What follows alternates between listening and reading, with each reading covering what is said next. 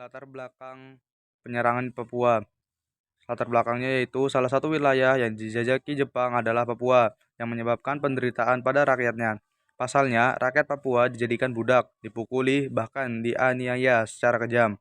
Pada akhirnya, rakyat Papua berani melakukan perlawanan terhadap Jepang. Perlawanan di Sarmi. Perlawanan di Sarmi Jepang masuk ke daerah Sarmi pada sekitar tahun 1944.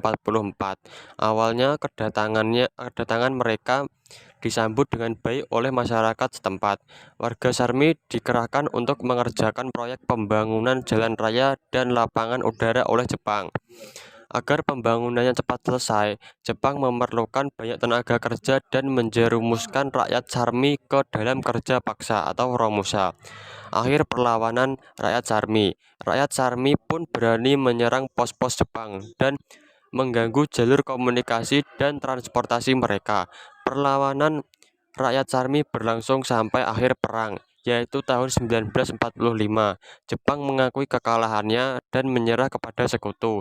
Rakyat Sarmi pun merasa merdeka setelah 3 tahun merasakan penderitaan.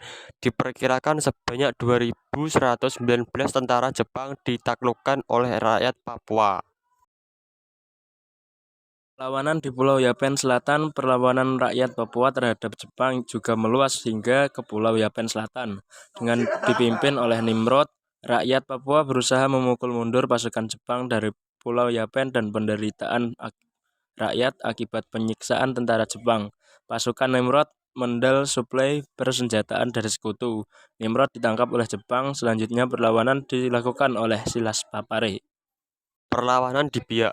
Gerakan Koraeri di Biak pada tahun 1943 di bawah pimpinan L. Rom Korem, rakyat melakukan perlawanan terhadap Jepang. Perlawanan rakyat Papua tersebut diawali dengan munculnya gerakan Koraeri di Biak. Pasalnya, selama berkuasa di Biak, Jepang melakukan hal-hal kejam. Akhir perlawanan. Akhirnya pada 1944, Jepang mengalami kekalahan besar di Biak. Setelah diserang oleh pasukan sekutu yang dipimpin oleh Amerika Serikat, Jepang terpaksa mundur dari Biak dan meninggalkan banyak prajuritnya yang tewas dan tertawan. Akhir perlawanan rakyat Papua. Perlawanan rakyat Papua terjadi selama Perang Dunia II ketika Jepang menduduki wilayah Papua. Pada saat itu, beberapa kelompok Papua melakukan perlawanan terhadap penduduk Jepang. Namun, perlawanan ini tidak sebesar perlawanan yang terjadi di wilayah lain di Asia Tenggara. Perang Dunia II berakhir pada 1945 ketika Jepang menyerah kepada sekutu. Pasca perang, Papua menjadi wilayah yang diadministrasikan oleh pemerintahan Belanda sebelum akhirnya bergabung dengan Indonesia pada tahun 1963.